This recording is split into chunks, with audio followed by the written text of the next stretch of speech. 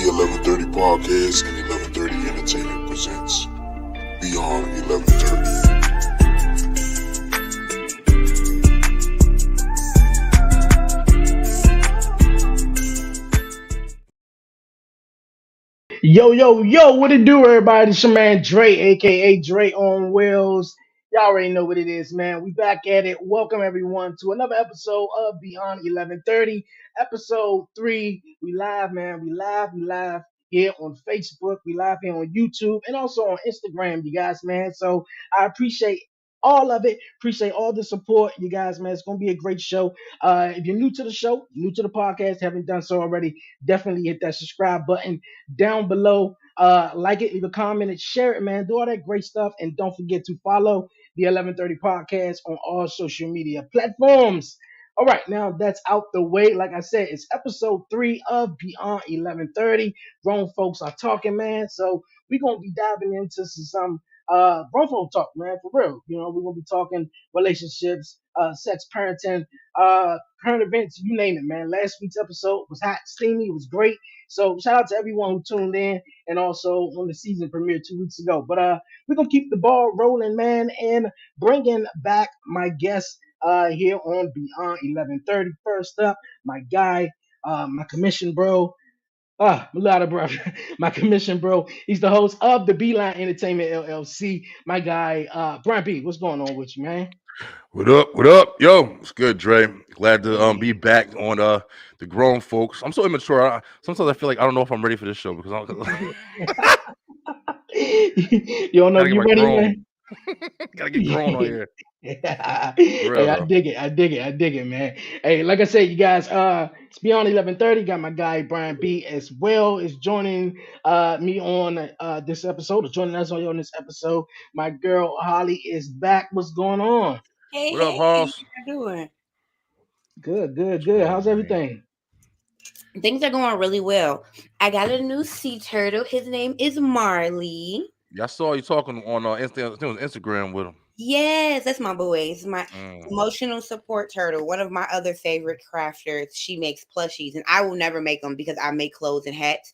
And when I saw him, I was like, I have to have him. Can I have him? And so I bought him, and I'm pretty sure she gonna get hella sales because every video that I do, he's somewhere in the corner just looking the cutest. There you go. Hey, that's what's up. Yeah, awesome stuff. Once again, Holly, appreciate you joining me back here. Joining us back here on Beyond 1130. No problem. Also, you guys, man, we got 2 new guests joining us here on Beyond 1130 this week. They are former guests that's on the 1130 podcast show. First and foremost, let me give it up for my guy George. George, what's going on with you? Nothing much. Thank you for having me on. I hope everyone is blessed this evening. Hey, that's what's up. No problem, man. I appreciate you taking the invite, and coming on, man. So it's gonna be fun. I had a real good time last time I was on, so I'm happy to be back. Yeah, hey, thank you. And also, man, I definitely gotta have you on Wrestle Talk, man, so we can chat wrestling, man. Actually, one of my side gigs, I'm producer for a wrestling promotion here run by Bobby Horn, who was known as Sir Mo in WWF, and we got a big benefit for him coming up Saturday to help him with some medical deals. So I want to get that out there and have everybody come out to Elks Lodge this Saturday night to support him and his efforts. That's what's up. Yeah, definitely support that. We can't hear you. Dre, you muted, bro. Oh, we can't hear you. At least I can't hear you. Oh no, we couldn't hear you, Dre. But I'm gonna go ahead and throw. I am Chanel Baptiste, your favorite no bullshit therapist in the house. This what's going on, Chanel? Chanel, you got a very interesting hairdo going on. Is that typical? I try to be as black as I possibly can. And the butterflies just enhance all the good things and make people feel good. You know what I'm saying? Listen, I hear you. February 1st. That's right. That's what's up. This is what I think Mother Nature looks like. You are just so beautiful. Oh, somebody else said that. Somebody else says like Mother Nature. Not yet, Dre. Right. I'm just like, because the butterflies, they just come to you. You don't got to catch them. Oh, my. Right. Yeah. Yeah. That's what's up. Dre's having a little bit of technical difficulties, so I'm trying to help him out real quick. Directing. Really glad to have all you guys on the show with us here tonight. It's been a lot of fun doing these conversations. He has some really good topics on these shows if you haven't seen them previously. Harley, we were on last week. How did you feel about, has any of the topics that we talked about last night, have they kind of changed your direction anyway? Like, just from having these casual conversations with different people? You know what? I'm kind of stubborn, so I rarely change my direction, but I love it. Yeah. I think we can hear you, Dre, because I heard the back of us. Right. Can you guys hear me? Yeah, we got you now. Yeah, I was having some mic issues. My bad. Right. We took care of that for you, though. We got you. Yeah. The speaker actually connected to my earphone, so I was having some issues, though. But once again, man, now Brian, man, you was having a great point though, from Harley. Being on last week's episode, the conversation we was having and stuff like that. I think it was real spicy though. Yeah. What was you guys? How did you guys feel about that? It was great, man. Yeah, I mean, go ahead, Harley. No, I had a good time. I rarely ever change my mind, but I like opening it, and I like being open to hearing other people and what they're doing, and then I find a way to apply it to the things that I've done, because I feel pretty secure about the way I feel and the way I see the world at this tender age of 32. So I'm in a space. I'm in a space where I'm kind of finding out how to accept what already exists in my head instead of trying to make it apart. Got you. Yeah, Awesome. I feel that for sure. Yeah, I mean, I was thinking about it because I know me and Dre and Warren, Commission Talks and the wrestling and everything like that, plus the Beyond 1130, and then my shows. Like, every time I meet new people, one of the great things about this is talking with and connecting with people. You learn things differently. Even you learn to accept things differently. Then and I find myself a lot of times taking a lot of character from people and actually, like you said, kind of using it to my character and comparing, contrasting at times. And even being more open to things like Harley, like even what you were saying. There's a lot of times, like last week, if people caught on, like we're talking about a lot of dating, being able to be secure with your sexual relationship and different things like that. It's interesting to continuously like feel like you have the right answers for everything, but not really understanding that there is other people out there with different mentalities, man, that don't got to be the same. Yeah. And I'm opening up to that a little more from these conversations. Believe it or not, I mean, shit's working. Like therapy, whatever. Yourself. I think as a person who lives a more liberal life, it's been really big for me to just stand on what I feel and let people know, like, I completely understand if my way of living is not for you. But I spent a lot of my life miserable because I couldn't accept my way of living. And so I have to be who I am. I can't be anything other than what I am, but I never want anybody to feel attacked by it or like overwhelmed by it. That's what I really love about this space, is I can freely talk about my lifestyle and none of you go, right. Yeah. What you talking about? What? You like what? You do what with who? Right. And to actually catch, Chanel up in Georgia, who what the conversation was last week.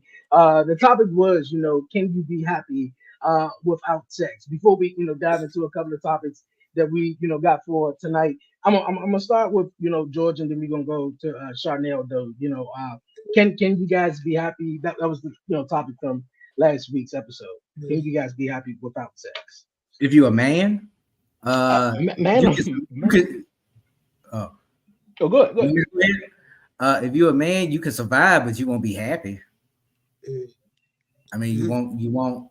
There's something primal in us, and when we choose to neglect it or ignore it or not be receptive to it, it's going to affect us. It's going to affect you psychologically. That's a basic human need. It's just the reality of it. When you get all said and done with it, more implications or more ambiguity, be damned. I mean, it's a basic human need. But I think I see sex as not just the actual physical act of the thing. I feel like sex is up here. And so I truly believe that sex is a culmination of love and intimacy and all the things that happen around it and all that. And so that's the ultimate thing. I do think it's necessary, even if it's sex with yourself, right? Because I definitely believe in that, because we are sexual beings. It's such a, like George says, a primal part of who we are as beings, right? It doesn't just bring life, but it brings life. You know what I mean? And so, and so I do think it's necessary in the traditional having sex with a person or not. That's up to you, right? You know, Right. I've gone long, extended. I'm in a long distance relationship, so I don't physically have sex on a regular. But up here, and you know, my phone time is great, Oh, right? so Because now we I gotta talk. that is deeper, Yes. than the physical. Not that I don't need hugs and snuggles, and because all the physical touch, we need that too, because we need that to survive, right? And all that. But like in essence, it depends on how you look at sex. If you look at it as just the physical act of the thing, well, yeah, we might be able to live without that in itself. But I think the closeness, the intimacy, the connectedness is what sex is truly about. And that's a necessity for us to live, survive, and thrive. Gotcha. I dig that. I dig that. Okay. From that question, we're gonna dive into sort of our first topic here tonight. I thought I'd cut all the videos out from this week. I ain't wanna bore you guys though from the Oh, nope. videos. Yeah. But our first topic today, since we was just asking the question from last week's episode to George and Charnel though. Role play or foreplay or not though. You guys are to the are you guys the type to get straight to the business, or do you guys like a little build up towards it though? Bro, listen. Depends. I know. Bro, listen. It's like I gotta be on. I don't even know the question. Hey, Dre, that ain't even the question, bro. No foreplay. I mean, what the fuck you just going in there and just stripping and just going to work town? Like, nah. You gotta build it up a little bit. We grown. I gotta prime the pump, baby. Hell yeah. Yeah, but you know what? The thing though, we have sex like we eat. Sometimes we want to take our time and enjoy a meal. Sometimes we just want to dive on in because we You starved. better. Exactly. You better tell somebody. Good point. That's a good point. You know, To your point last week, Brian, sometimes the kids are in the other room and yeah. Chicken nuggets is in the oven and you got 15 minutes. 15 minutes. Thank you. Let's run in this room real quick. Yo, let me ask y'all on that topic real quick. What do you consider? Because there's a difference between role play and foreplay. Foreplay. That's What right. do you consider foreplay? Let's ask that question. Because like for me, foreplay is everything that leads up to, like I say, intimacy is everything in between sex. Right. It's the whole day. When you wake up in the morning and be like, hey baby, it's a tap on the ass as you pass by, right? Right. It's looking Before I got on camera, I sent some nudes. That's foreplay. Hey, come on, bro. He's gonna come home in a couple of hours. So I know he's gonna come home in a couple of hours. I've been on camera with y'all. I've been drinking right before I got on. I was like, there we go. Because that's foreplay for me. Exactly. Well, and the thing that too about intimacy, intimacy is also how you wake up in the morning together. It's your conversations throughout the day. It's how's your day going. That's intimacy is all of that. So the sex just ends up being a culmination or representation of your relationship. Right. If you're in a relationship and you're not being intimate, somewhere else is right. Right. Something else ain't right. And I think it may not be the right situation for you. Right. And then when you're looking at role play in itself, like it's fun. Come on, guys. Yeah. It's fun. I ain't dressing up like no fucking dinosaur or no or Batman. You ain't trying to be Mr. Officer though. You think I am? It's like Halloween, motherfucker. I'm big on role play because I'm a dancer, so I feel like being an adult.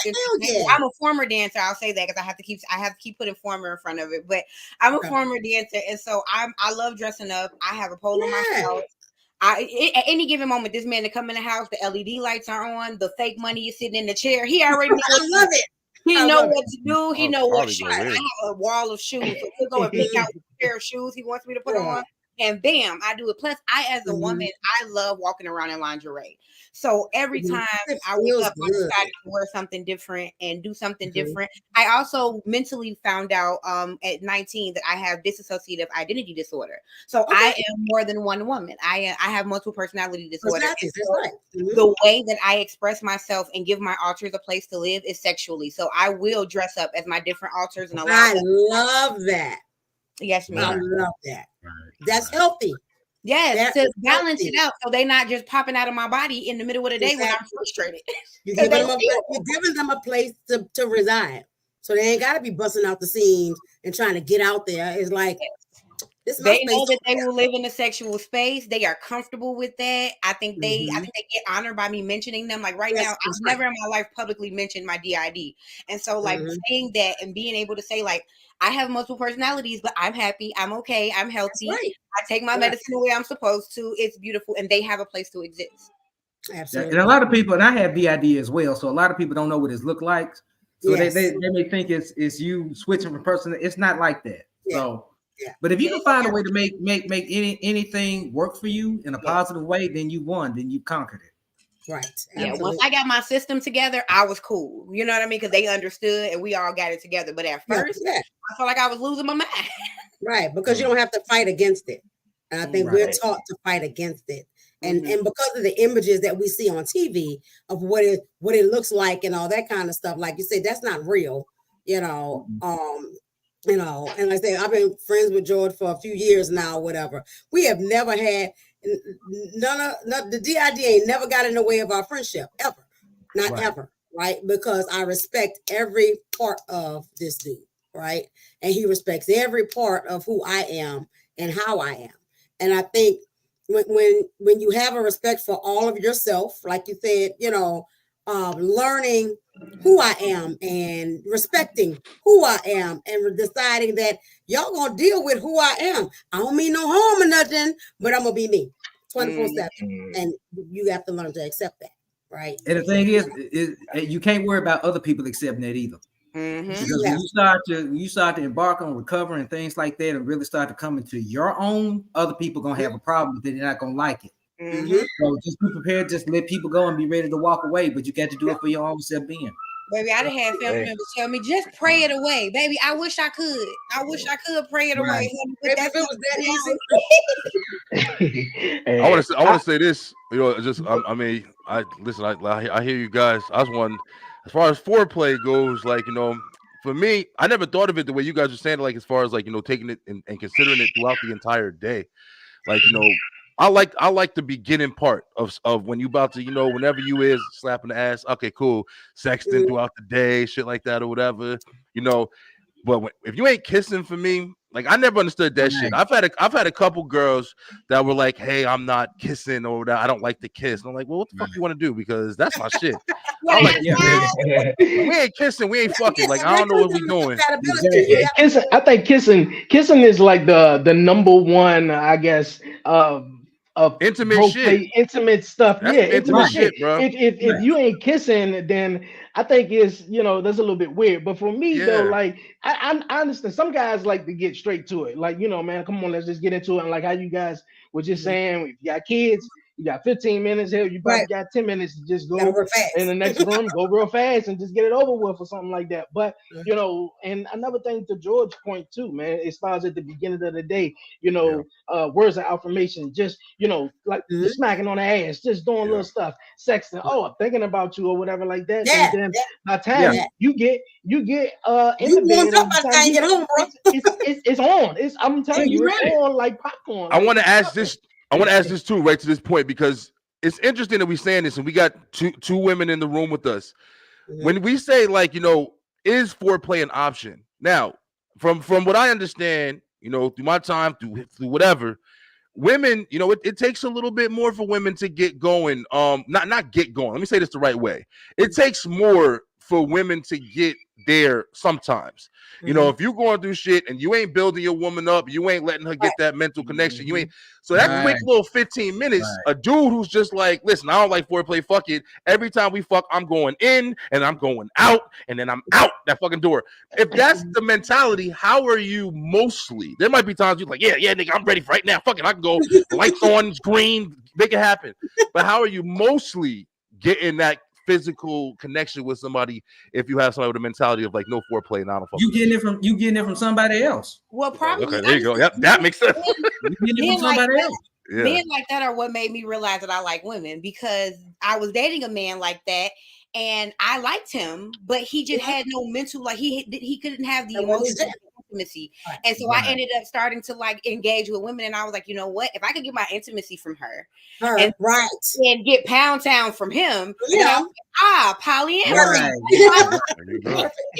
Right. But the great thing is I have a partner who does that. But if I did not, I am a person, because I wear my lingerie and all of that, I start my foreplay with myself. So I'm going to take a nice shower.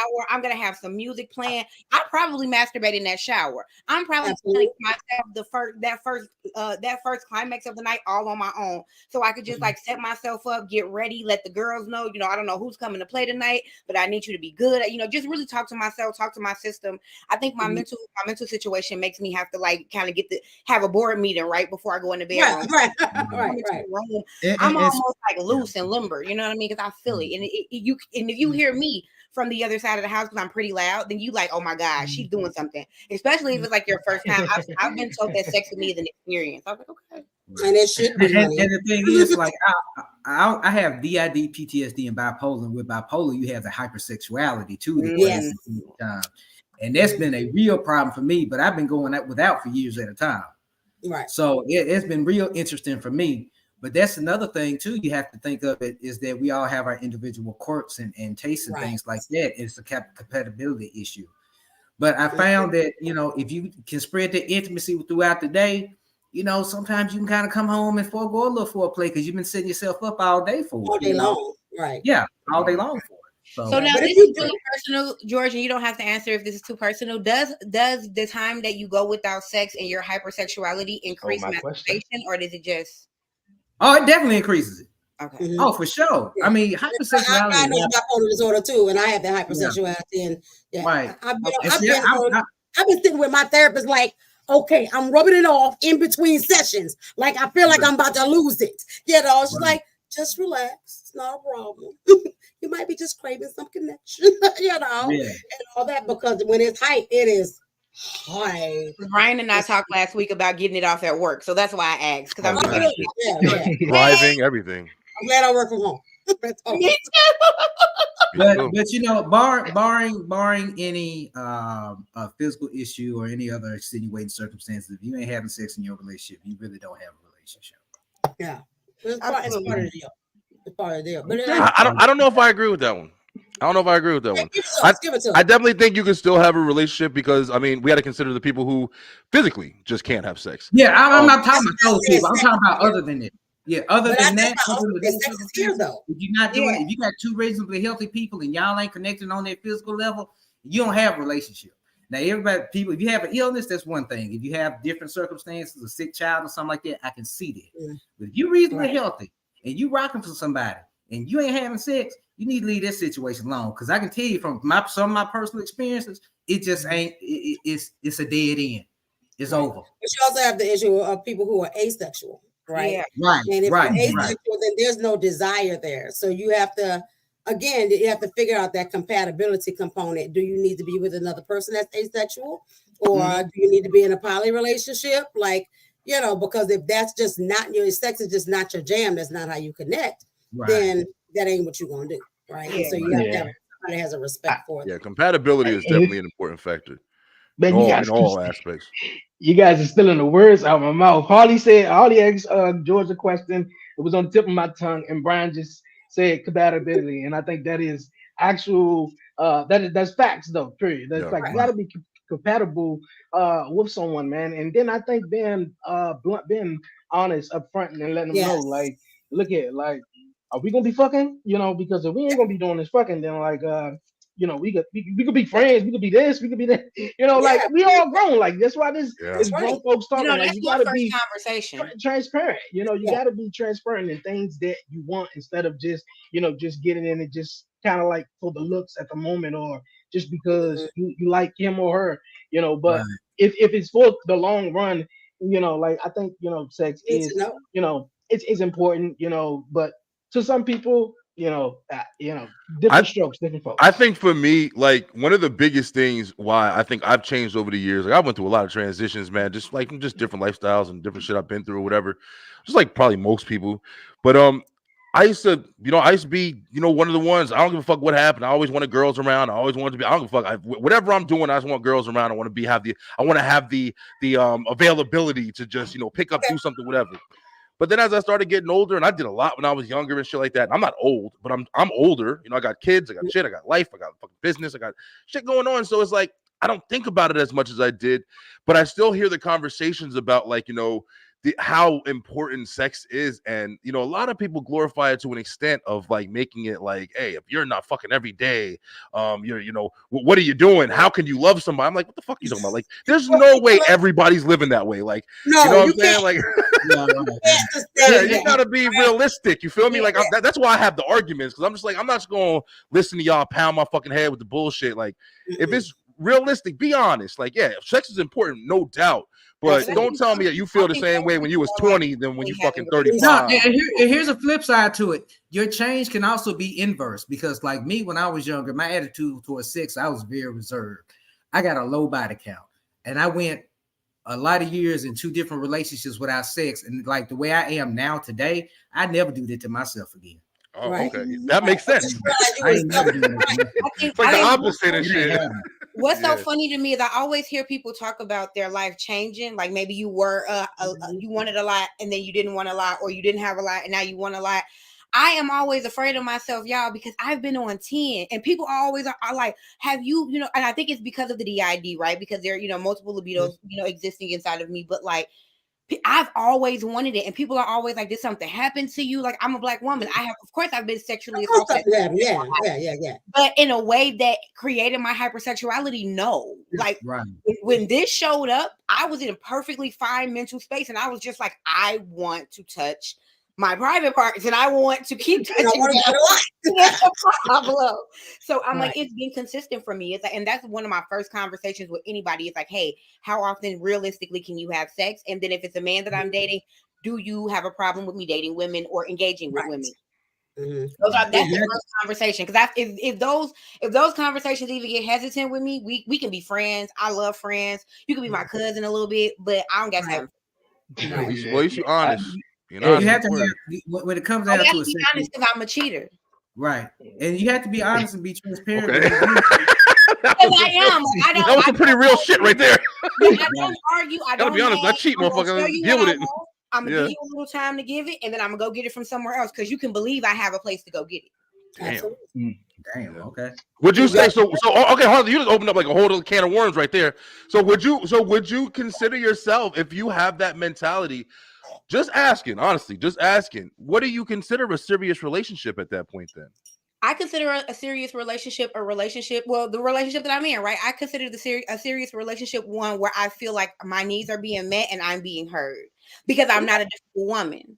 I want a lot of sex and a lot of verbal affirmation. If you can tell me that I'm pretty every day and fuck me at least 3 of those 7 days, we will have a perfect life and you will be great. You can ask this man. I feel like that's not a lot to ask. I'm like, he's been living the best life he can for the last 5 years. Every now and then you come in the house, there are beautiful women hanging around your house. I'm a dancer. I got other dancers always around me, other women that I have sex with around me.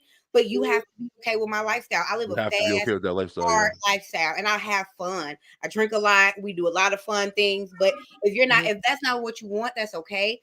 But I feel like a serious relationship is with someone who lives the same lifestyle as me. And my baby is literally boy me. Like, I love him. That's a good answer to that question. Boy me, like evil twin. We be out here knocking them down together. It's the most great feeling in the world. I don't even have to have sex with women alone anymore, because he's right there.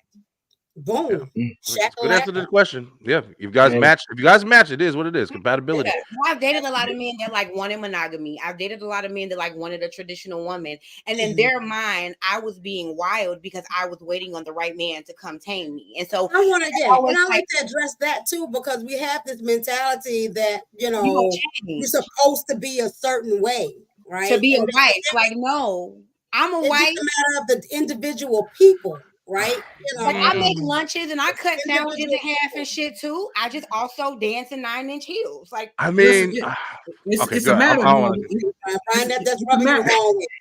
What you guys say, Brian? I want to let George go first. Okay, go ahead, George. It's a matter about being transparent and honest about what it is you want sexually and relationship wise. And as long as you're honest and transparent, you can pretty much work through things because you have to have those discussions before you embark on and screwing somebody. Yep. Right. You have to decide, well, what does this mean? Well, are we in a relationship? Well, yes. You need to have those discussions before then. Let's fucking go. Or at the very least, have an intent of where you want to go. Yes. Right. A lot of people just out here sleeping around with no intent of what they want to do. They just feel good for the moment, and they wonder about. And they don't think about the consequences later. Yeah, people hear me talk and they think that's what I'm doing. I'm like, actually, I'm probably more sexually selective than your most prudish friend. It's just I know who I am, and I know that if a situation arises for me, it will. I've had a lot of scattered out, really wild moments. I don't just be fucking different people every day, and I think people think that because I talk so freely. And I'm like, no, I'm just free about it, and I'm not going to be shy about it. I think there are a lot of women who try to find another reason to be attracted to a man other than to say, like, I really want to feel him inside of me, and that is the only attraction I got for him right now. But women, and that's okay if that's what it is. Yeah, like we would try to find something else to try to like make ourselves be more palatable or make ourselves be more acceptable, because you can't be a woman and like sex. And it's weird to me that men who have sex with women don't want women to like having sex. I don't think that's the case at all, though. I mean, I don't think in any type of way that men don't want women to like sex. I don't think. But as soon as women start talking about sex, we start having sex, no. That's a difference. Let's be honest. Let's be honest. That's a difference. We're not saying that you have sex all the time, and it's the kind of person that you want. Like we just agreed on compatibility. If I want a traditional woman and we have sex, we like to have sex. You can like to have sex, but if you telling me, hey, I like having sex, I want to be a traditional woman, I want to raise my kids in the household, I want to do the best I can to resemble any kind of normalcy to try to successfully raise a family in the country we live in, whatever fucking matter you want to look at it as. But if you want to sit there and say, well, with that, I still have to fuck 15 other motherfuckers outside, now that's a different conversation from I like sex. I like a lot of sex. Yeah, I'm like, but I'm not even doing that because there are no kids in this house. We get our kid on the weekend. See how many factors are involved though? If there's no kids, there's a lot of shit. Yeah, there's a lot of factors. But that woman that wants to have sex outside of that, then she's not a true traditional woman. Right. That's the conversation I'm saying to match what you guys were saying. It's not about men not liking the fact that women have sex. It's about the type of sex that you want to have. Just like Harley said, if you want to be out everywhere, that's fine. You got men who you'll be able to find and they'll want to deal with that. But if you have men who want a traditional woman and they like to fuck all the time, but they want to fuck just their woman, they're gonna have to find somebody compatible for that situation. Right. My problem is, as a woman, I'm not doing the chasing. So there's a man who sees me living my lifestyle and he's traditional and he will come and try to be with me. And so that's what I'm telling you. I understand what you're saying and I don't disagree, but I'm not the chaser in this situation. A man will come in my life and be like, hey, you should be traditional. And I say, no, thank you. And then I'm being bashed and mistreated, but I'm being honest from the beginning. That's different. That's an asshole. Men, right, that's like men will that's an asshole. You deal with those all the time. Men will be out here and a woman will meet him and be like, I can change his mind. I tell my friends all the time, no, baby, he's out here. You need to change your mind. With him or go find you. Just like women try to change men's mind when we say, hey, I want to do this and that. And no, I'll change him. He ain't gonna want. Okay, bitch. For Sean Rock or whatever you want to call him, motherfucker. You want to change everybody's mind, right? Yeah, but it's the same shit. It's the same shit. What's so funny is those two people never find each other. They always find motherfuckers like me. Like, leave me alone. Go find that girl. There's a girl that wants you, and you out here chasing the dog, and you out here chasing me. Me and the dog can go get married, and y'all can go be together. You're right. Hey, that's right. I definitely agree with that. Hey, I love the conversation, man. This is really awesome, though. From everybody, perspective, though. Accountability, everything. You gotta play into a factor. With dealing with someone relationship wise, or even the sex part where I get what Brian's saying. Like if you gotta work all day and you got something to do, yes, you're not home, fucking all day or just thinking like. You just want to have sex. And, we all are different. We all are grown up, not 20. But, it's certain things, like I said, different strokes for different folks, man. Yes. Because it's, me, I got a big high sex drive. So, and it wasn't like this. I mean, I ain't gonna say it wasn't like this, but I didn't have, women. I didn't have, I said this a couple of weeks ago, a roster. I ain't have no roster. I probably had like one woman or one or two women at the time, just talking to me. And so it just I don't it just felt like damn, I don't know if I was attractive or not, but I was just like, damn, I got a high sex drive and things just, go that way. And some people, have it and some people don't. Yeah. And I know as got kids now, we can't be, fucking all over the place now, like we Right. were before the Yeah. kids. So There's a difference. It's changed, bro. yeah, It's yeah, different. it's definitely My a God difference spent a lot of when the days kids, after I had kids. Yeah, man. yeah, Having when kids the is kids, crazy. yeah, having kids definitely is crazy, and when the kids are around, you gotta definitely hold off and wait, I guess, till they fall asleep though. But Dre, I want to um, say this too, real quick before we well, jump off, because you said with the mhm, kids. Another thing, how many does everybody have kids in here? Yeah. I know Harley good doesn't. And, question. okay, so we got. I mean, I think another big thing that happens, and I'm not saying that like whenever I have these conversations, I'm always just trying to like make sure I'm just being honest with myself. Yeah. I'm just this is just me speaking. I just how I fucking feel. But I'm pretty sure that there's people who can relate. That's how I look at life. Like, there's gotta be somebody out there who thinks the way I fucking think a little bit. But it's like when people have kids, a part of that mental is something I think a lot of people don't consider who don't have kids. Like the mental mental shit that you Weight have to of think being about another with person. kids. Yeah. Like that comes away for you. That's a draining fucking yeah, I can't think. I'm sick, man. It's That's a like it's draining a heaviness situation, on you. It's like a Yeah. weight on you because you're responsible for a whole nother person's Yes. life and well-being. Yes. Mhm. I Yes. watch it because my partner is a parent, and I watch the weight on him. And I think as a person without children, one of the gifts that I have is like being able to connect with people who have them and being able to like give them a place to release and like feel comfortable to just say like, what the fuck?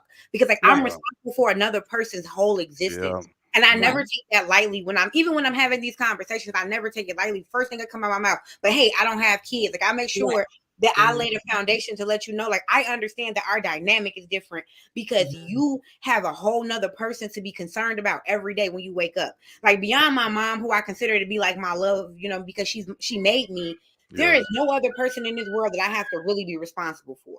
Like I love my partner, but we're not married yet. So like I'm in a space where like I literally get up and move and exist only for Harley. If you have another person's existence to be responsible for, that's a whole different ball. That's a whole different ball. And I never when I'm having conversations with y'all, I don't ever be like, well, just get over it. Because it's like, no, every move matters. I can fuck up today and start over tomorrow. Won't nobody be affected. No fucking problem, yo. I miss it. 3 days, 3 years. I miss that shit. Man, you can't do that. Y'all don't miss that y'all shit. have the wiggle room to fuck up. Like I'm figuring out my life right now, but y'all don't get that type of time because you gotta figure out life and show another person how to do life, and you learning that shit real time. For real. So shout out to y'all. Like, if you create a person and that person is alive, shout out to y'all. Hey, I appreciate that, and I definitely appreciate that response and answer. And Brian just hit it on the nail. We're gonna move on to our next topic and talking about kids, though. Protecting your children, protecting your child.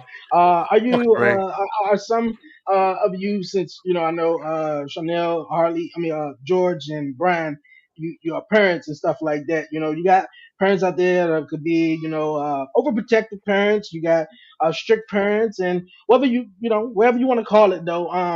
Are you guys? How do you feel about protecting, not necessarily protecting your child, but the reason why I came up with this topic is because here in DC a couple of weeks ago, and when I heard about it, I was baffled about it. It was a 4-year-old girl who was in aftercare, and I believe the parents maybe had to, they didn't come to pick her up or something to that effect, but the school had let her go, and she walked all the way home from from the school to her home. And like I said, she was only 4 years old, and it was a whole bunch of concern about that. Like, I wanted to have the video to get everything right though, but I just know because I know me and Brian talked about it, and me and my fiance talked about it with homeschooling, and or vices of taking your kids to school and stuff like that, or just trusting the world with your kids and stuff like that. So how do you guys necessarily feel about that, and the topic of protecting your child? from the world. Don't trust the world, but don't have your kids where they're afraid of their own shadow. And really, the best way to protect your children, as a father with 2 sons, one of which is bipolar, is that you have to teach them and give them the tools to able to navigate this world. You cannot protect them. You cannot shield them. When I was growing up, things we had to do to get certain things, it was arduous. But now these kids have phones. They have access to everything. There is no protecting them. The one thing you cannot do is enable them, though. Enable them with bad behavior. Enable them not to go out into the world and live. So protecting your kids is really twofold in terms of giving them the knowledge to navigate this world and making sure you're not enabling them or hindering them as far as getting out there. Definitely. Right. And I'm always like, 100%. That situation is a messed up situation because, there's no way a 4-year-old should have been released into the wild. Right. That's crazy. That's fucking crazy. That's nuts. Crazy. I used to be a teacher. I don't understand how somebody didn't walk her home. When they stopped letting us put kids in our car, I would drive on the side of my and they told us we couldn't put the kids in the car anymore. But you would still drive alongside of them while they walk. Yeah, I would trail them home when I used to be a teacher. Like I was like, no, like I don't understand how you are around kids and don't feel responsible for them. You don't care. I actually teach kids that after school program, so I deal with this every day. And if you're that negligent, it's because you don't care about the kids. You don't care at all. At all. Yeah, that's go ahead, Sean. I'm glad. With regard to like protecting, our job as parents is to raise good human beings, right? To teach them how to leave us, how to live on their own, how to be responsible human beings. And we can't do that by overprotecting them. And your best protection, like Georgie even said, is to educate them. Yeah. I am always teaching my children how to navigate certain things. At 16, I stopped buying clothes and hygiene because guess what? You're old enough to work. Whether you work for mama or whether you work outside the house, then you know how this is how you buy your hygiene. This is how you take care of your clothing and all of your things, right? Mm-hmm. There are certain things I'm teaching them how to be responsible because I don't want them in my house when they're 30. I don't want to take care of them. My youngest is 17. She'll be 18 in like a few weeks. About to graduate. I want her to learn to live on her own. This is how you take care of your car. This is how you do this. This is how you do that. Our job is to educate them and teach them how, not to do it for them, and not to shield them from all the things that's going to hurt. I believe in natural consequences. But kill school, so-and-so has missed 4 days of school. I'm like, they said you missed 4 days of school. I'm not punishing from home because you know what? They got to deal with the consequences of that. You're going to graduate or you're not. And if you're not going to graduate, my rules still apply. I don't take care of grown folks. Nope. When you're 18, you graduate, you still got to get a job. You still got to be doing whatever you're doing for your career because I don't require you to go to college. That's your choice. But if you're going to live here, you're going to help pay bills. You're going to have you're going to have put in, right? And so if you choose to stay behind in school or you end up failing or whatever the case may be, those are your consequences to deal with, right? That's even with regard to them dealing with their teachers in high school, and I teach them that in middle school too. You try to manage it as much as you can on your own. You be responsible. You talk to them in an appropriate way. You disagree appropriately. If it gets out of hand or your teacher's not hearing you, then I'll step in. So I had a reputation of you don't want Ms. Batiste to have to come to the school because it's going to be hell and damnation because she's already taught her child to advocate for themselves. Mm-hmm. That means you're not listening. You're not hearing my baby when she's talking to you. And I'm like, CC on me on every email, so I can see if you're speaking appropriately or not. So my job is to teach them how to be young ladies out here in the street, and all that. So, and that does not mean I'm telling them what I think is the right thing. I can tell them what I think, but at the end of every conversation, I ain't telling you what to do, and I'm not telling you how to live your life. Right, one of my cousins said about her children once, especially with regarding sex and stuff. She's like, I just woke up one day and I was like, I can't tell them what to do with their vaginas. It's their vagina. Absolutely, it's their vagina, right? Absolutely. But your job is to teach them how to protect it. Now they're gonna choose what they choose. You can't stop that. There's nothing you can stop. But your job as a parent is to teach them the right way and understand they still gonna make mistakes. All of us have mistakes. Right? We all gonna screw up. That's part of life. and teaching them that the screw up is not the end of the story. It's just a bump in the road. You learn what you need to learn, you hop back on, you keep moving forward, and don't do that bullshit again. And the thing about raising kids too is that, you know, I have this conversation with my 19-year-old son all the time. You know, I'll take accountability and say, son, you know, over the years raising you, I wasn't the person I am now, so I did make mistakes. And he's like, I understand where you were. So I understand what you're trying to do. So you have to have the part of protecting your kids is actually talking with them and not at them. That's right. And having a dialogue too, so you get to know them, so you know how to address their issues before they become apparent. Right. Real fast before we go on, can you talk about that though? Because some people may not understand, and understand that part where you just saying, because parents will talk to their kids, but at times we'll just talk at them, and just instead of talking to them. We have to stop treating our kids like we own them. Right. We do own them. We own them for sure. No doubt about it. You created them. We own them. Our children. I always tell my mom, the life I have came through you. It's not owed to you. Disagree on this one right here. You made me, so I'm gonna honor you for making me. Appreciate you and honor you for that. You don't own me. Yeah, but you wish for that though. I think one of the biggest problems is there's too much freedom, yo. I think there's too much freedom in the world, even with what Dre said. I don't think that there's too much freedom. There's not enough communication. I think let me finish my point real quick. Let me finish my point first. Okay. Here's the fact. We just started this whole conversation by saying there was a 4-year-old girl who was in a daycare service who these motherfuckers just, parents ain't come. There's the door, bitch. Get out. And yo, hats off to my girl for finding her fucking way home like a puppy. She 4? Shit, if that was me, I wouldn't be able to find my way back to my damn house. I didn't know how to do that or whatever when I was younger. What happened when there's an interference? What happened when there's a predator out there ready to snatch that baby? Because she can't protect herself from that. Right. So the person that lived I still gotta finish my point. I still gotta finish. You jumping in too fast. My bad. Yeah, so that's what I'm talking about. There's too much freedom, yo. It's too much.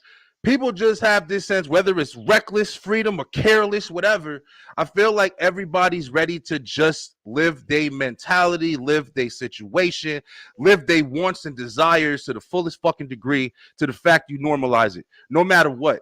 Like, by saying we don't own our kids, who do? Like, who owns the children? Nobody. Like, that's that. I don't understand that. If you have a business, do you say you own your business? I'm not saying a kid is a business, but to a degree it is. You have to. You're in charge of this development of this child in a very important way. They look up to you in a way that they don't look up to anybody else in the fucking world until a certain degree.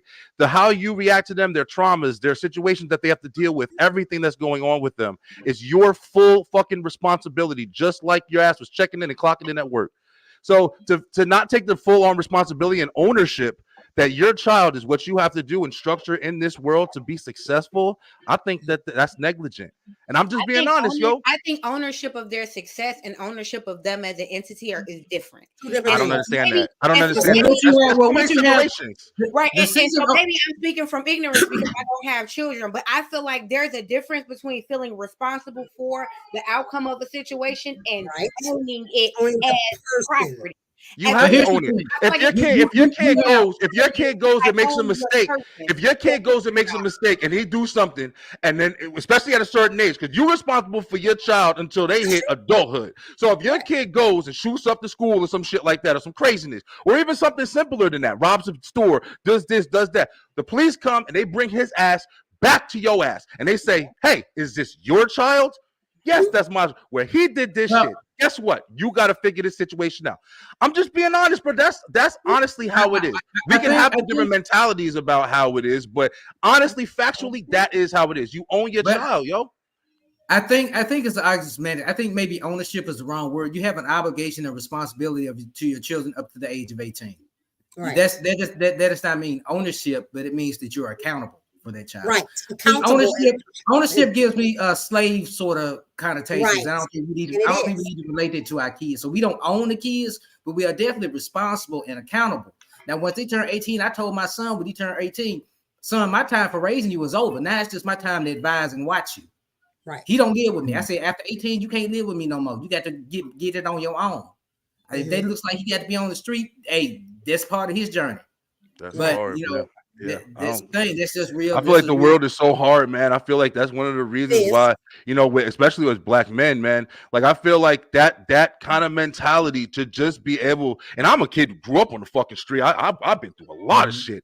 But the fact is, because I've been through that, is the reason why I am the way with my kids. I don't want my kids to feel like they can't come to me and be in situations. Now, I'm a hard ass nigga. I'm saying all this nice shit or whatever, but I've said multiple times in this show, I'm rough. I handle my kids. I talk real to my kids. You know what I'm saying? I tell them what it is.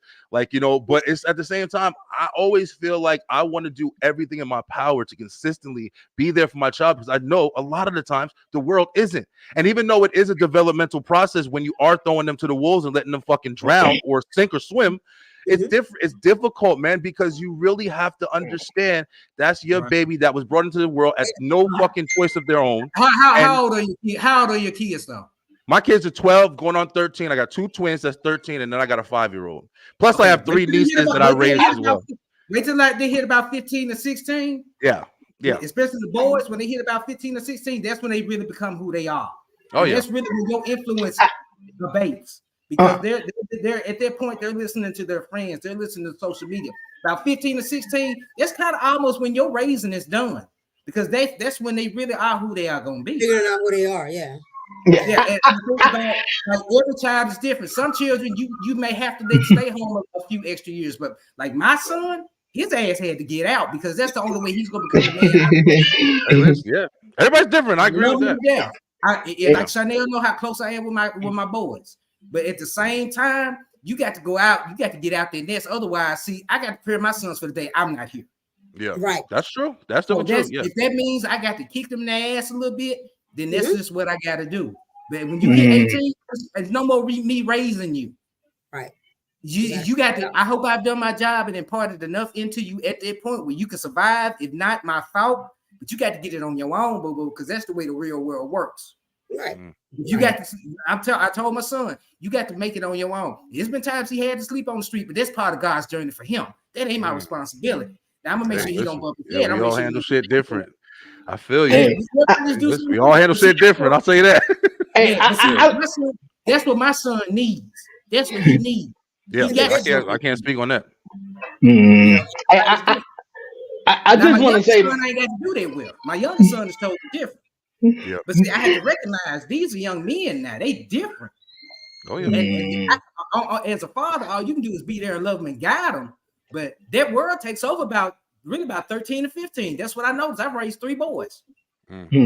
I want to step in real fast, man. I know this is a great conversation, man. I'm a new dad. I know Brian and a couple other people know that. My little man in the background, probably going wild in the living room right now. Right. But from my perspective though, I know growing up, and my mom wasn't necessarily overprotective. She wasn't strict. She was protecting me and wanting the best for me until I got to an age that I can do stuff and handle stuff on my own, because I was in a wheelchair, and she was kind of like concerned with that, and I was showing her that Mom, I got it. I'm growing up to be a man and stuff like that. And I know, as some of us, like Brandon was saying, the world is cruel, and when we most of us as black people have that mentality, is like man, boom, when you grown or you reach a certain age, you up and you out of here though. And I think throwing them off to the world like that, just it teaches them responsibility, and that they gotta fend and do stuff for themselves. And I hear another conversation is like, how do we don't necessarily have our kids go out and get a job and live in the house and pay all the bills, and grow together, and maybe save that money to do something else, or build a business or something like that. Instead, that some of us go off and get kicked out into this cruel world with no really form of education, because not everyone is perfect. Not every one is who they are. But I think it's tough. I understand both parties, both from everybody me too. perspective though. From just you know you gotta go out and get it. Look at you 16, you 17, look at you gotta buy your own clothes, you gotta do. I understand that, Yeah. and from a perspective, like I tell my fiance, like, look here, like me personally, my dad wasn't in my life, so I know from my perspective, I know I wanna, be the best that I can do and the best that I can be, as a father to him and just, teaching him, because I Yeah. definitely boys though, to be exactly though, at a certain age though, they do, start sniffing themselves. That Girls too, rebellious but stage is fucking yeah, real. yeah, With that's girls too. I ain't gonna yeah, just don't let's girls, not shy yeah, away girls from too, All girls, girls. but I boys, have all but girls, they do the but same but thing. but But but I got to girls, say Girls, the wow. difference between a man and but a female though too, right? uh-huh, Because I used to have that mentality like you got to get the hell out, but I also recognize it's per child. It depends Right. on the Yeah. kid. My older yeah, daughter, older biological child, because I have adopted children too, and my oldest biological child, she's what my mama called a brick wall baby. Like she got to learn it herself, So I tried my best to not necessarily coddle, but still be there for her in that capacity. But she got to get out there and figure. She came back to me. This is the third, fourth time she'd have been back in my house, right? And I'm not gonna turn her away unless she continue to do fuck shit. And if her shit affects me, all right, if she don't pay her bills, her Yeah. part of the bills, and it causes me to be a victim, we're gonna have a problem, right? That's And I'm That's not gonna have understandable you live completely. here on me because you're grown, right? She's grown and married, and so it just depends on the kid. Now my youngest, she's more of a mama. I want to move and be on my own, but I recognize I still have stuff that I need to learn, right? So I'm gonna stick around as long as I can to impart all this knowledge because I don't want to be like my older sister who's gotten a few evictions and end up back here and because sometimes my older daughter feels trapped, right? Yeah. And all that. So I get all that. I had to go back to my mama 150 times, and I raised my mother's children. I was parentified at 8 years old, so I get it. But I wasn't sent out into the world with the not necessary knowledge, but we do have hard times regardless, right? And yeah, regardless, you're gonna have parenting is fucking difficult, man. And everybody has their own struggles, my son, with my son's the whole reason I'm in Georgia. I've told the story a million times. My son lost his mom to cancer at fucking, 5 years old. So it's like just like George was saying, it's different struggles, yo. I'm over here. My daughter, we homeschool my daughter. We've been in a process of homeschooling since this year, really. We started. We saw we can do it with COVID. And we're like, fuck it. We're gonna take and give this a try because we feel like the school system is failing these motherfuckers. Like that's simple. They're not teaching them like you said, evictions. You dealing with all this shit that you don't learn in fucking school. You don't learn none of that in school. We do planting, we do all that shit. So it's just like, yeah, everybody is completely different, but it is very hard to be a parent, man. There ain't no fucking guidebook on how to do this shit. And each child is so individual and different, and you gotta raise each one differently, right? Yeah. And I have 5 adopted daughters that are older than my oldest biological child, and even taking care, they were all different, right? Yeah. So each kid got to get their own thing, Some of them gonna need to get it in the mud. Some of them you're gonna be able to nurture them all the way to their 21, 25, right? Yeah. Just depends on the kid and their temperament and how they are, and what experiences they've had. And where you are in your life and what you got going and what you got going too. You might not have time for all this foolishness. That's right. I'm just on a business. So guess what? I ain't got time to be coddling people. You can work for mama, but trust me, there's no nepotism here. If you work for mama, you're gonna work for mama. I'm not just paying you for nothing. That's definitely true.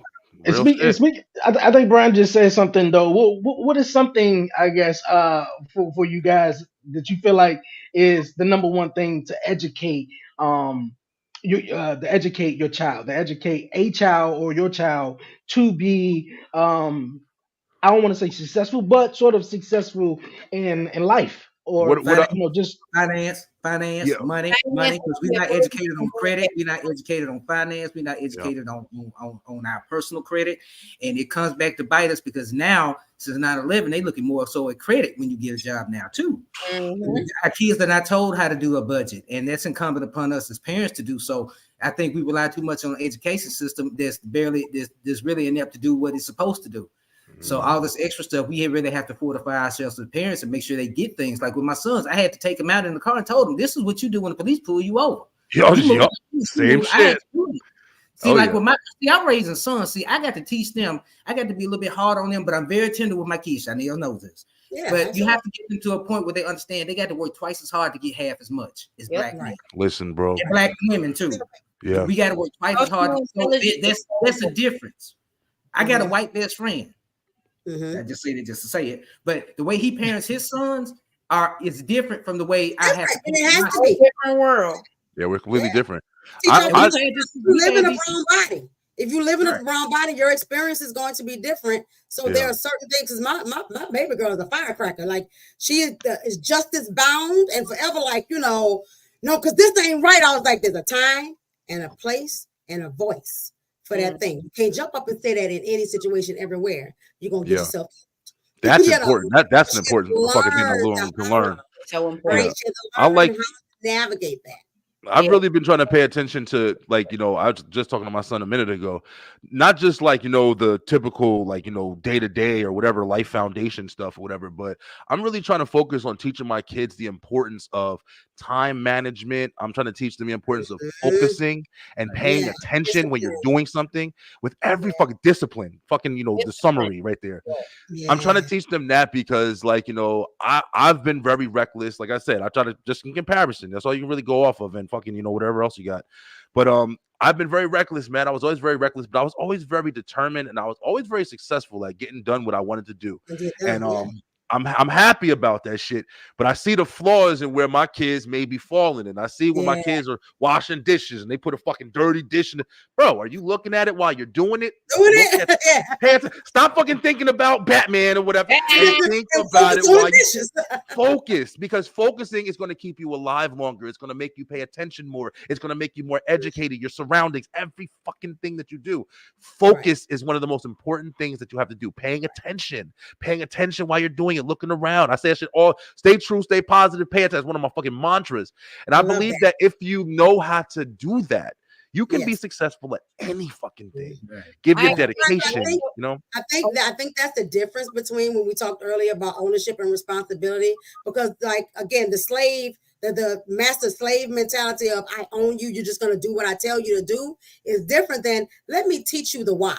Let me teach you why you need to clean this fork, right? Because if it's dirty, like you might poison yourself later, or I agree. So that's educating that kid. That's a responsibility level. Yeah, masters are just like, do what I say, I'm gonna beat your ass. I agree. Fully, I agree. That's what I was gonna say. I grew up in a household where, like, my mom would talk to us, but also because it was 6 of us and it was just her, my mom was very loose on, like, responsibility. And she was a helicopter mom, so she wanted to do it all for us. And I found myself becoming internally disciplined to keep her from having to help me, because, like, so I had to, I started to, watch certain things or, read certain things, because I wanted to always be a step ahead of the person that was trying to help me. Because my mom, she was always ready with the pillow. And I remember being 12 and telling her, I'm never gonna know what life feel like because you don't ever let me hit my head. And so I ran away from her. I went to college in Mississippi. I ran away from Chicago because I needed to hit my head. I got to hit a wall. I recognize that in myself early. I'm not the type of person that you can be like, Harley, that's hot. I'm be like, really? Let me go touch it. Let me touch it. Yes. Sound like my son. What's wrong? My hand is hurting. I don't ever want to feel like this again, but I got to fall. I got to hit my head. That's the best teacher. And I think a lot of times as parents, we see protecting them as keeping them from falling. And sometimes you got to fall in order to know, first of all, that it's okay to fall and get back up, right? And all that. And 2, you have to fall so that you can feel the pain of falling, right? And then you're like, for real. I don't want this no more. This ain't cool. I'm not gonna do that shit no more, right? Yeah, that is something that I struggle with. I do struggle with that shit. I'm trying to, and like I said, I am one of the ones, going back to your question, Dre, protection is big with me. My family, I have a family of fucking 5 and plus a dog, and it's I got cameras. I've said it multiple times. I got cameras, guns, everything all over this fucking house. And I tried, just a fucking sword right back here, everywhere. I'm big with making sure my family is fucking safe, yo. That's my big thing. I'm a provider and a protector. But at the same time, it's I do understand my girl. We do live in a husband and wife household, so she holds her abilities to manage them in a certain way, and then I hold mine. So that structure also is a developmental tool. But both of those are important. I think also we negate the value of the differences in parenting and all that, because you know what? you need to be hard, and you need to. That's your duty as their father, as the man in the house, right? That's what I was. You need the nurturing mom as the balance, right? That's that yin and yang, right? Bro, that's weird. When we were talking about traditional relationships, I'm sorry, Dre. I had to say this because I meant to say that earlier. That's why I was trying to say about like, where do we understand like a common relationship between saying this is traditional and what values are important to make sure that are added to that when you're dealing with a family type unit? Like if you are a family unit, can you say, hey, I can be in polygamy but still feel like I can run my household successfully and raise my children and development? I'm not judging. I'm asking like honestly. Yeah. And I think it's beautiful to be able to have that conversation, because like I'm polyamorous and I don't have children, but my partner has 2 children. His children come and go as they need to, and when they are here, I will assume a traditional mother's role, right? Those are 2 big growing boys. I cook for them. I cook for my man, but I also have a man who loves to cook. So at any given moment, I'll look up and he got the walk out. He's making Chinese rice because that's what he enjoys doing. That's his outlet. So I was just a woman who was blessed to have that situation. But I wake up at 6 a.m. I clean houses. I wash underwear. I fold clothes. And I don't just do my man's laundry. I do his laundry and I fold and iron his clothes. So that's why I tell people, like, my hypersexuality does not take away from my traditional abilities, but I am by no stretch of the imagination a traditional woman. I am a non-traditional woman with traditional capabilities, because again, that doesn't happen every day. My kids are here on the weekends and on the holidays. So I'm really a mom. The best time it is to be a mom. I'm a mom Christmas. I'm a mom Thanksgiving. I'm a mom the best time it is to be a mom. All the rest of the year, I'm a stripper and nobody else. Make it work. Make it work, Harley. Yeah, Harley does make it work. To a point that you guys were just saying, just about, especially with boys, though. I feel like, being a parent and with boys, raising young men, you have to be a little certain type of way, and definitely when you do have a 2-parent household and you got the mom and the father, it does balance out everything, because the mom is, the nurturer. She's, she coddles the kid and let him know everything gonna be all right, kisses his boo-boo, etc. And I think with the dad, definitely, like I said, with raising boys, it's fundamental for them in the long run, growing up as young men, because a lot of boys, like I said, I didn't have, my father in my life growing up, but I had my mom, who was an amazing mom, to raise me. But I think I learned some stuff on my own and through others, because I didn't have that father figure to teach me with certain things. But like I said, with boys, man, you definitely have to, be a certain type of way on them to let them know and teach them respect and, everything along the way. And it's kind of like ties in to my next thing, because, if that's that father figure in them young men life, it can definitely help them in relationships down the line, because a lot of some men, and some women too, go into a lot of relationships and have, past problems and have problems because they, didn't deal with that in the past, or wasn't taught, or wasn't educated, Yep. So right about this. what you guys think about, having, like raising and educating, your kids, and for them to be great adults, even with you guys self, to have effective relationships, not only just physical, sexual, just could be with a coworker or friend or whatever, just having a good relationship with others. I think one thing that's been valuable in my relationship with my sons is that they say they, and be cognizant of this too. Be willing as a parent to admit when you're wrong to your kid. Oh gosh, yes. Because what that teaches them is, one, accountability. Yep. That keeps them focused, because they learn to not only watch what you tell them, but what they learn from you. What you teach your kid is not always the same as what they learn from you, because they learn from our mistakes as well. Ooh. Very true. So we have to keep that in mind. Repeat that again. Yeah, please repeat that again. What you teach them, not always what you teach them is not the only thing they learn from you. They also learn from your mistakes, from your actions and the things you don't say. I'm trying to get better at that now as well, like understanding, like, because like I said, I'm hard, man. I go in with my kids, like, my girl's the nice one and I'm bad cop a lot of the times, But I still teach them. I still teach, Right. like you said before, like you can't leave this dirty because you put it up here, it's gonna make everything blah blah blah that. So we do have those conversations, but I do, you know, take a lot of fucking pride in saying, yo, listen, even if I am wrong, still listen to me, because if I have a fucking problem and I make the same mistake you do, I can fix it. I can go out and buy something else. I can go out and get a job and work hard to get this. But if you fuck up something, what you gonna do to fix it? I'm literally told my son that shit. Millions of times. What the fuck you gonna do? You break that PlayStation, I can go buy a new one. What the fuck you gonna do? Okay, then you gotta listen to my ass for now, because you ain't got it. That is literally how I got my stepson to start cleaning his room. That is literally how I got my stepson to start cleaning his room. I was like, let me tell you something. I said, if this is your, they're quoting us and shit. Look, right. I told him, I said, look, this is your space. Don't you feel better when you come in here and it's clean? Right. That's another benefit of what you're trying to show. Because I'm not gonna clean it until you start doing what you have to do to feel better. I said, I wake up every morning at sunrise and clean around you and your dad as y'all sleep. I don't wake up my fiance, I don't wake up my kids, and they sleep until 2. I will clean the house from top to bottom. But I also have conversations with them. My boys wash baseboards once a month. Yeah. They don't do that at their mama's house, but they do that at Harley's house because I'm not about to play with you.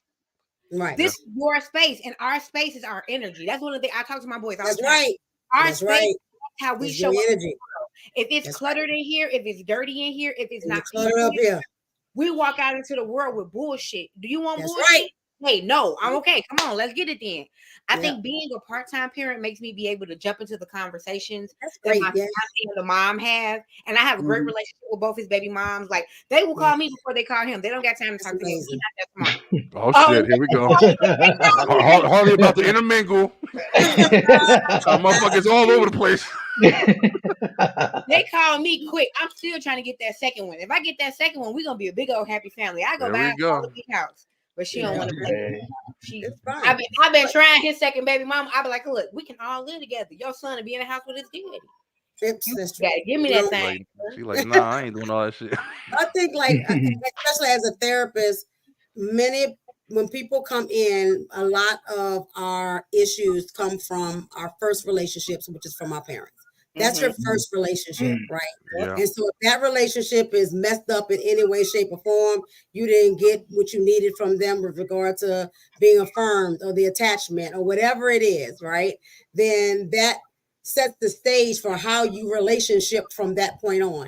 And it does. It comes across how you do one thing is how you do everything, right? And so if me and my mama had issues, and then I did not have a daddy in my house to have a relationship with, then my relationship with men, I don't know how to have one because the relationship I was supposed to have with the first man was not present. So I walk into the world not knowing what to expect from a man. I got married and I was like, okay, because my mom got divorced when I was like 8. And so, and again, like I said, I was parentified, so I'm taking care of her stuff because she's a single parent. And then she got so depressed and then started using. And then I'm really taking care of everything and everybody, including her and all that. So I entered the world, and of course, I want a man, I want a husband and all that. You know, I discovered my bisexuality. You don't know what to do with that yet, but that's fun, you know, and stuff. But still, I walk into my marriage. All I know is my mama was a yeller and screamer, so I'm a yeller and screamer. I'm talking to my husband crazy because that's the only way I knew to communicate. Now, that's not cool, right?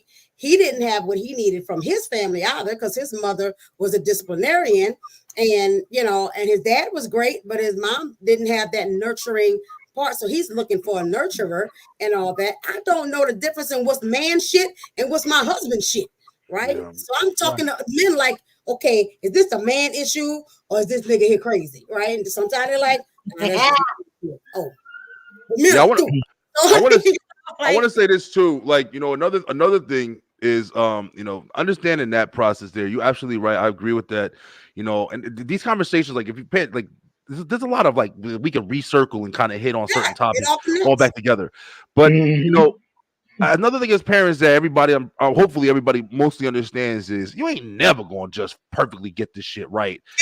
Probably any relationship that you ever have in your fucking life. You ain't never just, oh, well, my mom, dad, they raised me. They had money. They took care of me when I needed it. And they did it when I shouldn't have. And everybody just knew what to do. Get the fuck out of here. That never happens. I had a client like that and he was screwed up too.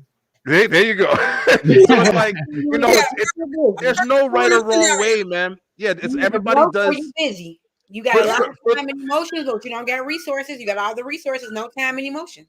I'm sorry, I said that wrong. There is definitely a fucking wrong way. Because the people who sat there and let that baby out and shit like that, whatever, they're not parents, but you had a parental role in that aspect, and you failed fucking miserably.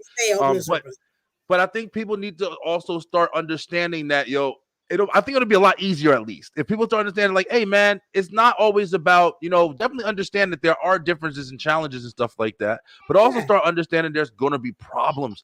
One of the things in my relationship with my girl, like, we talk and we get to a point where I know I say this a lot. Hey, babe, listen, I fucked up. I'm getting better at saying I'm sorry and shit. But I also say, hey, babe, I know we fighting. I know this shit probably gonna happen. I want to say it's never gonna happen again, but that's fucking unrealistic. I'm like, we gonna have some shit, but I'm always gonna make sure I try to pay attention from now on and do better. That's what I always say, no more of this unrealistic shit of like, oh, well, we're never going to have problems.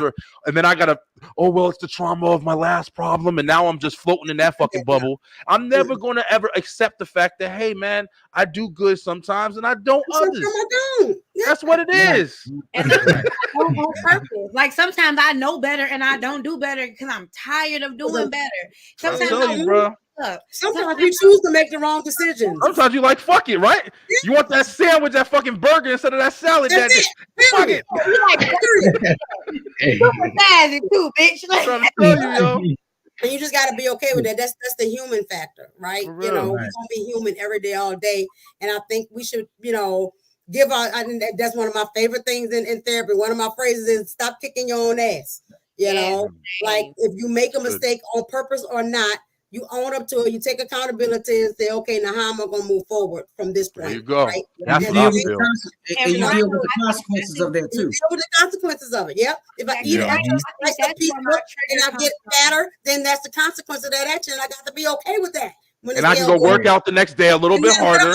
Understand what you can do to fix it too. I think, Brian, that's where my trigger comes from when I hear people say there's too much freedom, because I just feel like there's just too much shame. And I feel like when people say like there's too much freedom, I feel like it comes from this place of like you want people to be ashamed. And sometimes we make decisions and we fuck up and we can't do like everybody just did today on this panel and say, you know what, I fucked up. Let me figure it out. Yeah, we have lived a life where we beat ourselves up so bad for fucking up. Like we don't fuck up. Like everybody don't fuck up. Everybody fucks up, man. You're right. We should stop normalizing things. I'm like, no, let's keep normalizing things. Let's keep making things okay, but then say, hey, that was okay because you did it, but these are the wrong aspects of it. Duality. There you go. Like, I fully agree. Fully agree. But don't make nobody feel bad about it, because I'm gonna tell you, I'm a fuck up. I am a born fuck up. Thank you.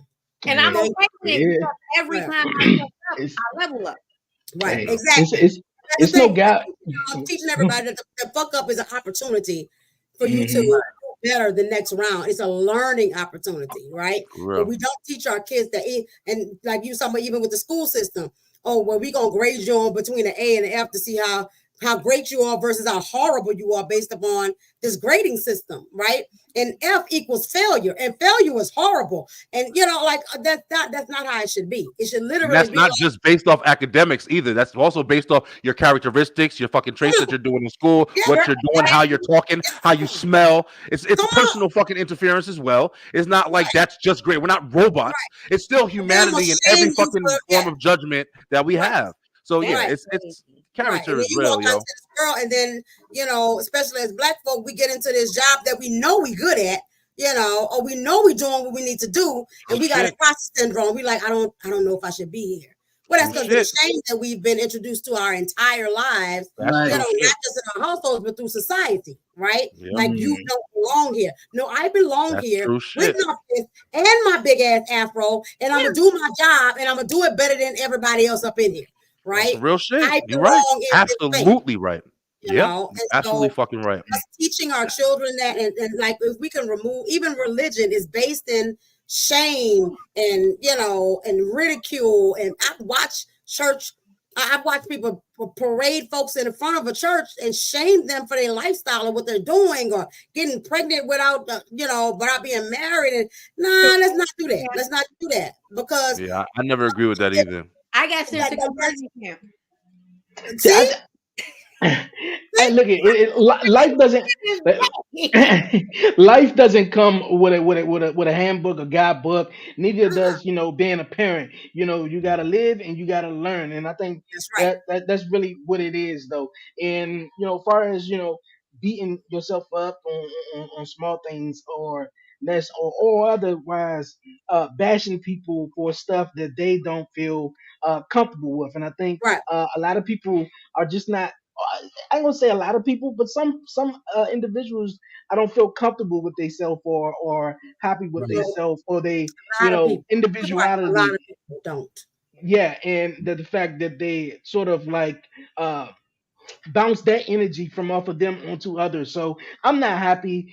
Things are not going my way, and I don't like it. So I don't think you should be happy. Right, And let me start I'm to make ashamed music you. about Hold on. Yeah. Let me please. I've been waiting to tell this fucking story, and I haven't done it on any of the 50 shows I've been on the last 2 weeks. Let's do it. All right, listen. To what you just said, Dre, exactly what you just said.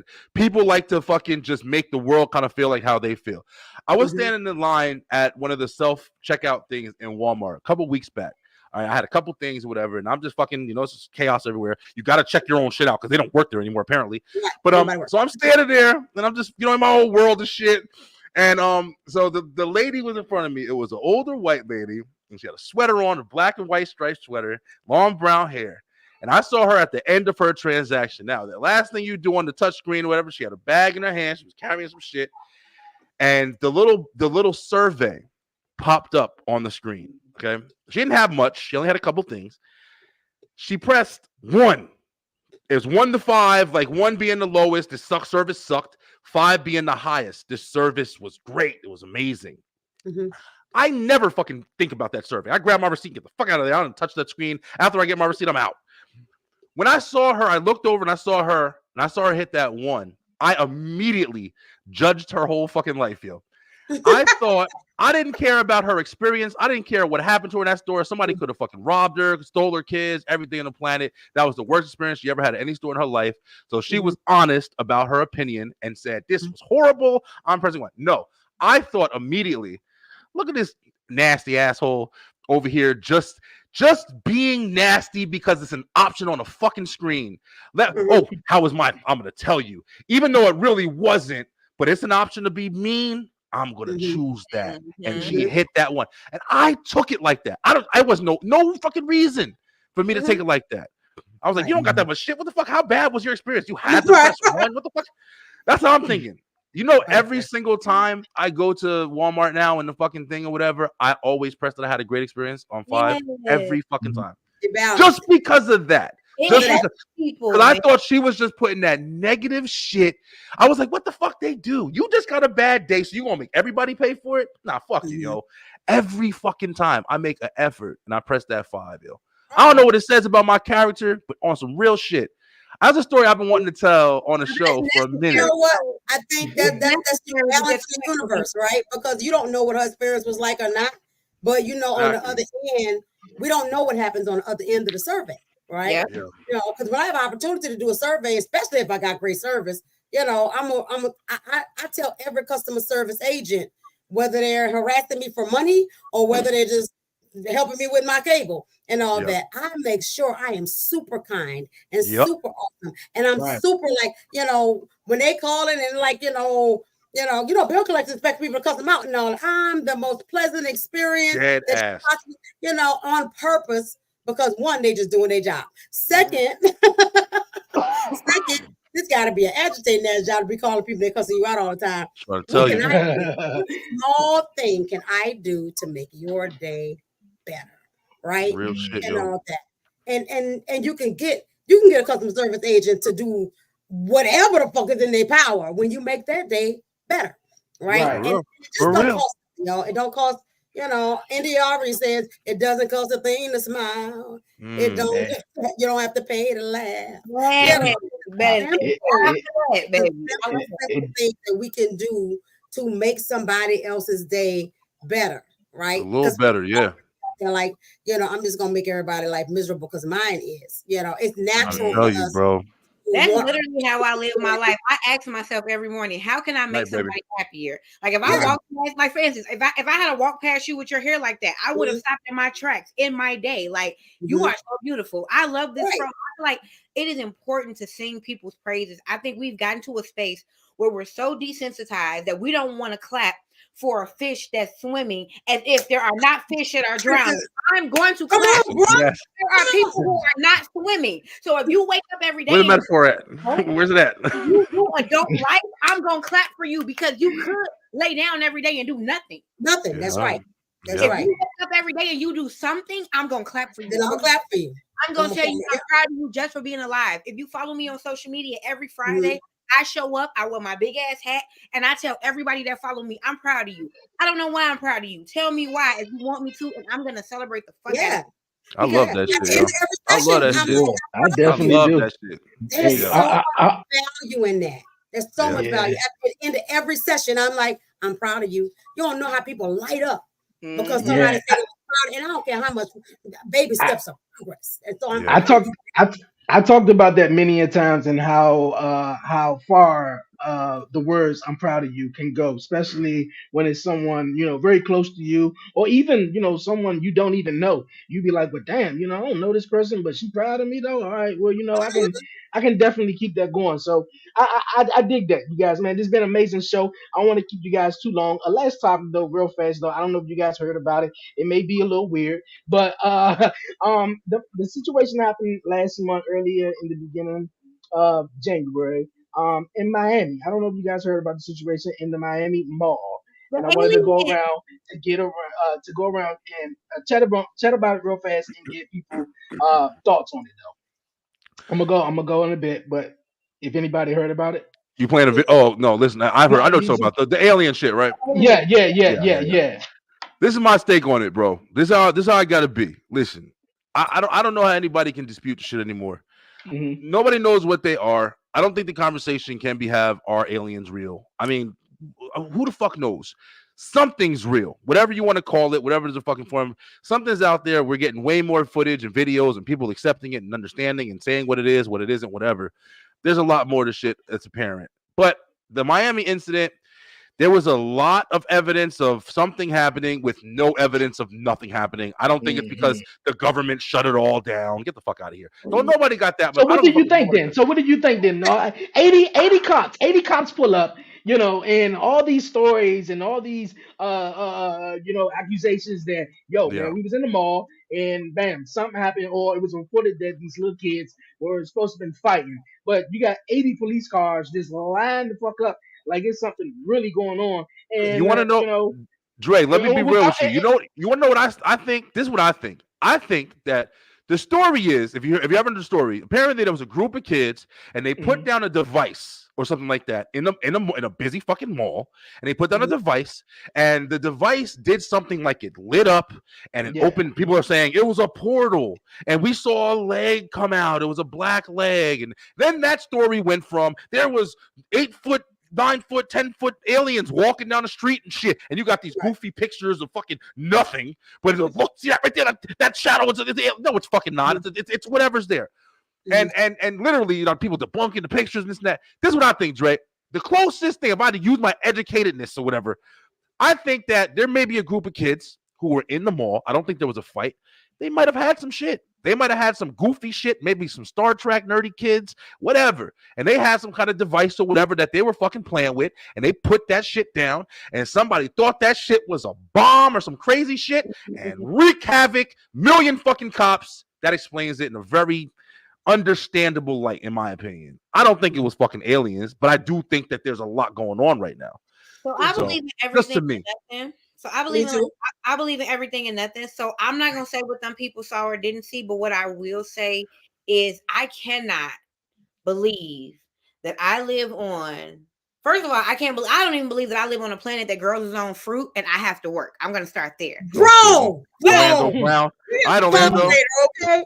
I know, right? I know you have like imagination, but I need you that to was know the real funniest quick. shit he That said. shit I was can't funny, believe bro. that I'm this dynamic and I'm the only life form that exists. Form that, yeah, I don't believe that I'm the only I life don't form. believe that at all. I call myself a Mm. mermaid. I believe that other things exist. I believe in sirens. I believe in mythical creatures. But Me that's too. just because I've never stopped reading and I've never stopped tapping into my inner child my That's whole right. life. I think there's also a part of me that does that because I don't have another person to be responsible for, right? So I don't have kids. So me and my inner child have been best friends most of my life.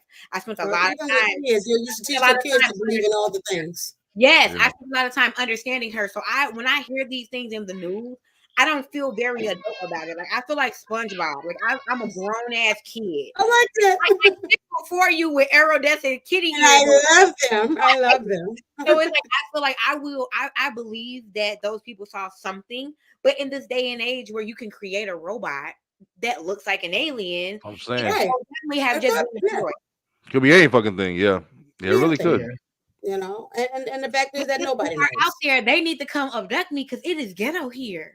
Yo, but that's the thing. Do you think that with too. all of this new information about like the aliens and stuff like that, I'm starting to get to a different kind of theory than I ever have. First of all, I don't think that everything is outer space, man. I don't think that it's all not interdimensional. I do think it's interdimensional. Interdimensional, But yes. I Not don't necessarily think that.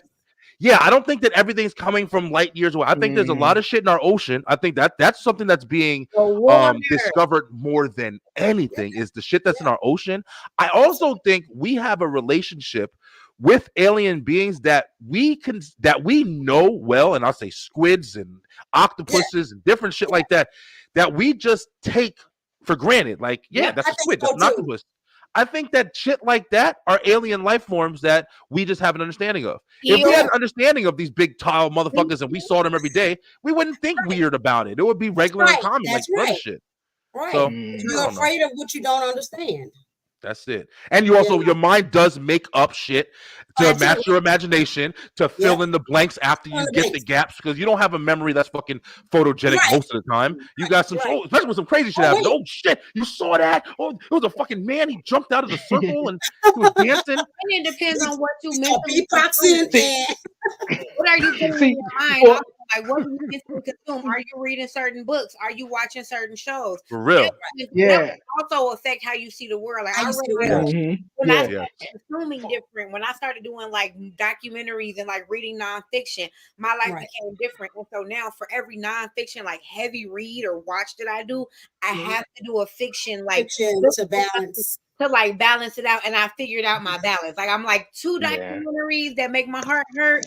Now I gotta watch a musical. Like I know where I'm at. I just want to. I want to say one last thing to that, because it just threw me off that 80 police cars, and everyone sort of had this story that they saw something or whatever. Now I believe that there's something out there, and there's a lot of things out there that we just that we've been lied to for so long, and we just really don't know what it is, and it's under our nose or whatever. Like, but I just feel like this situation that went down, and if everyone saw what they saw, where's the video? In this day and age where everyone pulls out a phone, a million cameras, not one fucking video. Even the cameras in the mall. If a fight breaks out, right? Cameras in the mall. Like, where's the cameras in the mall? But nobody know nothing. But like if you were just standing, around with a group of friends or whatever, and a fight broke out, somebody's gonna pull out their phone and be like, "Damn, like, come on, look at this fight, dog." And nobody pull out their phone and nothing, though. So it just doesn't make sense. But all I'm gonna say, I think it is some weird extra beings or whatever, however you want to, call them. They exist, but we just don't know, and I think it's organized, like that for we just don't know, but some crazy shit. I'm just saying, if you're out there, me and my homie over here, we are welcoming you to come and talk to us because we friendly. I want to talk. Like, I love talking to life forms. I went on a safari and the zebra put his head inside of our what's name, and I snuggled it. And my family was like, "Harley, let that thing go," and I'm just like all in the wild, and they're like, "Oh my God, can you stop?" But you were just connecting. Yeah, hit or miss with that situation. It's the wrong fucking zebra. It felt your spirit. man. That's why he stuck his head in the door. Yes, Yeah, because he wanted to snuggle. He felt the love, and that's the thing. Like That's it. animals will feel it, and they will stay the hell away from you. But if they get up close to me, baby, I'm gonna love on it because I'm you gonna love on him. that's one thing that I do envy about parents. You guys come into connection with innocence at least once a week. At least As an adult, it's so heavy. You get all of this adult energy, but if you got a kid and you just hold your kid once a week or every day, that innocence rebalances your energy. My mother-in-law. I think parents need to recognize I agree with that. that. Always recognize She has it. dogs. Every day after work, I go downstairs and I hug her Rottweilers because if you don't come in contact with innocence, that's how you become a bitter adult. Because all you're doing is bouncing off of other people's trauma. I feel your energy, I feel their energy. I'm at work, I'm tired. If you don't hug your kid or hug your animal, at the end of the day, man, you're gonna break down. You got to get that good energy. You're right. Because my dog, none of these dogs in here belong to me, but every last one I'm like hanging out in my room. And so I just let them shoot. You know what I'm saying? Facts. I dig it. I definitely dig it. I love the conversation. George had to bounce. Thank you, George, for definitely coming on this episode of Beyond 1130, man. I want to thank everyone from Chanel, my girl Holly, and even my guy Brian B for coming through here here on the Anytime. I 1130 like this. podcast. Yeah, Beyond this is great. 1130. Shout out to Dre for the great topic. Dre, you be having some good topics on here, bro, for real. Thank you. I try. Look here, when I be going through some topics, I'll be like, man, I don't think this is good. But then I appreciate it. Good. I definitely. It's good. Chanel, you welcome back. Next week or So I appreciate it. Appreciate it once again. Before we leave and wrap it up, any final thoughts? Anything you guys want to say before we roll? Dre, the answer is always yes. You don't have to ask me. Just drop the link. The answer is always yes. You message me and be like, Harley, how you feel? Boy, yes, of course. Yeah, Dre, we established that we doing this. I'm on board this week. I'm coming back with my entertainment show later. So yeah, I'm definitely down for the grown folks talking every Thursday. I'm here. Thank you guys. Thank you guys. I'm working on getting my podcast going. Yes, ma'am.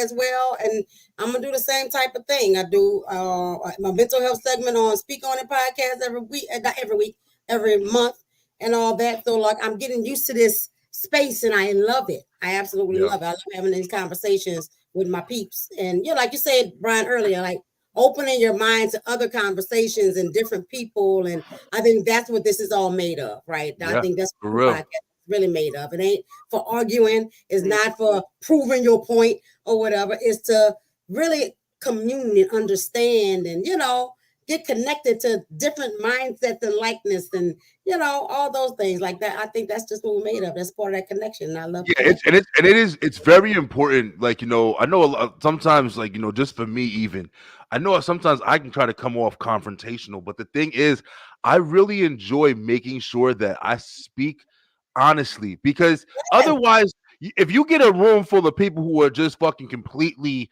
positive and just understanding everything about everything, like different experiences that don't make sense. The story gonna be short as shit. Huh? Are you from the East Coast? Yeah, I'm from Jersey originally. I'm in Atlanta now. People from like New York and Jersey, I love talking to y'all because I'm from Chicago. And even though we yell at each other the whole time we talk, we understand each other so much. Yeah. I had to ask. It's real.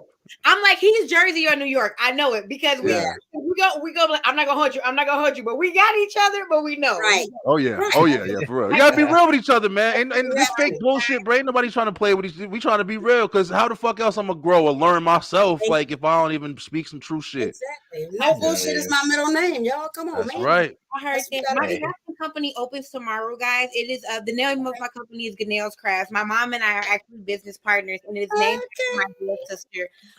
And we just want to give love to as many people in our time of grief. We lost my sister 2 years ago. My sister battled alcoholism until she was just tired of this world. And so my angel, she resides on my back, on my shoulder now, but she is no longer here with us. And so my mom and I create by hand things that give people warmth and love throughout the years. And it helps us. Me and her. What's the name again? Ganelle's Crafts. My sister's name is Ganelle, and I'll put it into the chat. But we open tomorrow for business. Get you something handmade. I do all types of apparel, but my focus is resort wear. And my mother, she makes little stuffed animals as well as large, beautiful blankets. Okay. Awesome. You can't have enough blankets, baby. You can't have enough blankets. Yeah. You can't have enough blankets. I'm down for that. Yeah, put that in there so we can spread the love, and I can spread that on my stuff too. Absolutely. Okay. All right. Hey, Brian. Oh man, Dre, you know what it is, man. Yo, we had a really great week, man, on commission talks, and of course, right afterwards we had straight through the roast wrestle talk. Wrestling has been wrestling for sure this week and this month, really. Well, last month.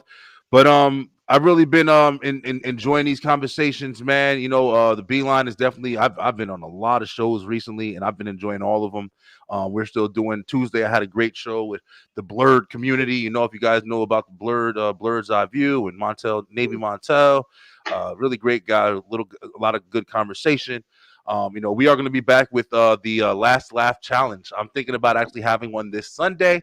I would love to have. I need some new people. So if y'all guys want to get on and try not to laugh, yeah, we're gonna jump back into it. Last one wasn't successful. Yo, listen, it's fun. It's fun as shit, right, Dre? It's fun. Yeah, it is. It is. It's fun. But I'm coming. So yes, drop me the link because I'm gonna drop it Sunday night at 9 p.m. Yeah, we either do live on the line where we have group kind of discussions like Dre here, or we do the Last Lap Challenge. I might do a Last Lap Challenge this Sunday. Okay. But y'all send that stuff to me too. You know what I'm saying? Yeah. And all that. And everybody follow Shoes and Empowerment. Definitely follow everyone here. I'll put the links below right after the live ends. Once again, thank everyone from Brian, Harley, and Chanel, as well as George as well also for coming through here on Beyond 1130. I'll be back next week, episode 4 of Beyond 1130, Thursday 9 p.m. Eastern Standard Time. A new episode of Talk Pro Wrestling this Saturday, not tomorrow, but this Saturday. And other than that, man, for real, this has been great. This has been exciting, man. I thank you guys once again for being here on the show. This was great. Until next time, I'll see you guys next week. For myself, Dre, aka Dre on Wheels, Brian B, Harley, George, and also Chanel. Thank you guys. Appreciate it. We out, man. We out. Right. Peace out, y'all. See you.